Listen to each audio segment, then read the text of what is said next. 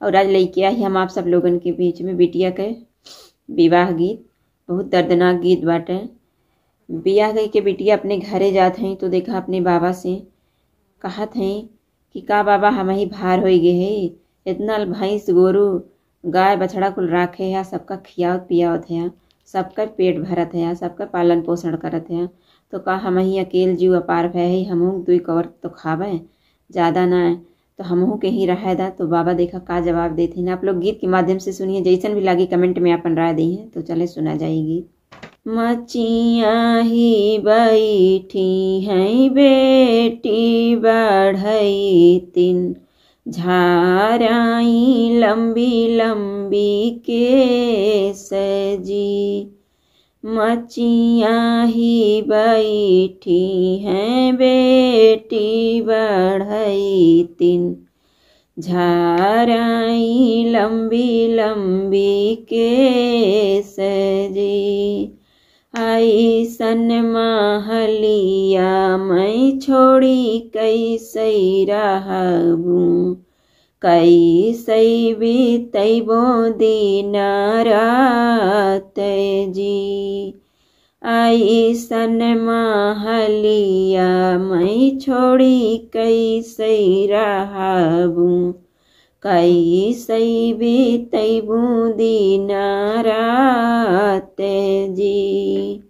घरा में से निकरी है बेटी के अम्मा, सुना बेटी अर्ज हमारे जी।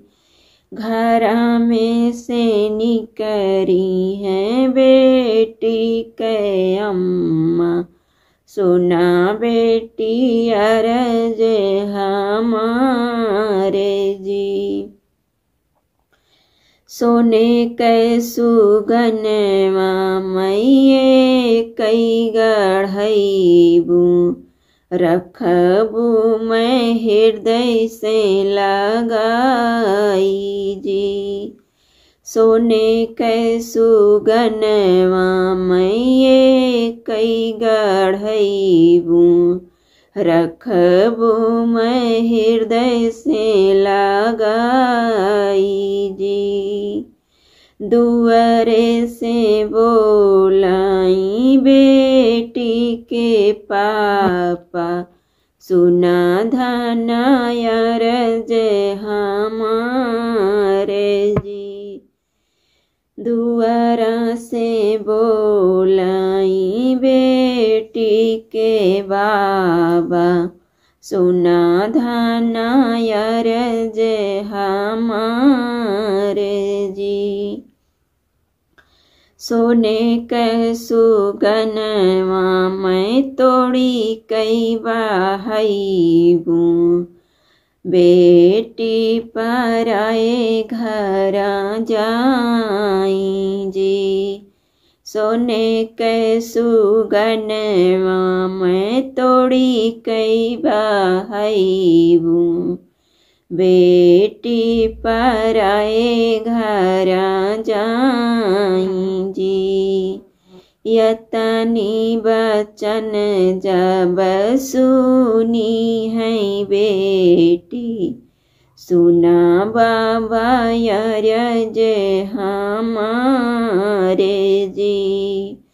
यतनी बचन जब सुनी है बेटी, सुना बाबा अर्ज हमारे जी।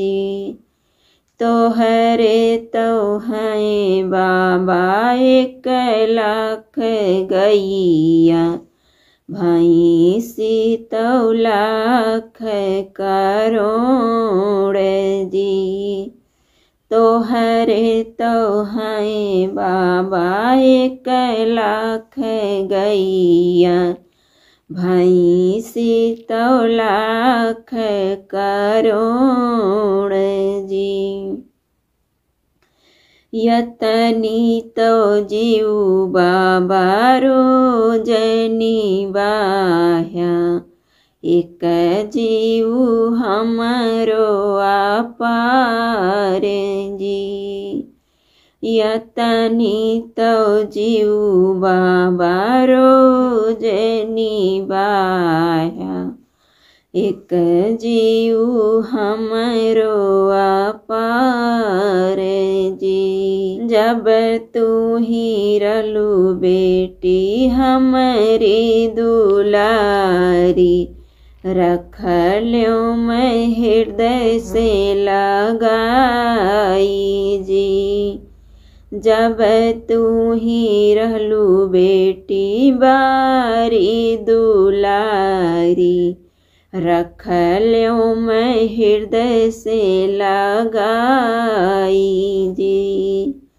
अब तू ही भैलू बेटी रीन्हल भतवा, मोरे घरे रहलो न जाई जी। अब तू ही भैलू बेटी रीन्हल भतवा, मोरे घरे रहलो न जाई जी। मचिया ही बैठी हैं बेटी बढ़ई तीन, झाराई लंबी लंबी केस जी। मचिया ही बैठी हैं बेटी बढ़ई तीन, झाराई लंबी लंबी केस जी। तो ये गीत कैसा लगा कमेंट करके आप लोग जरूर बताइए।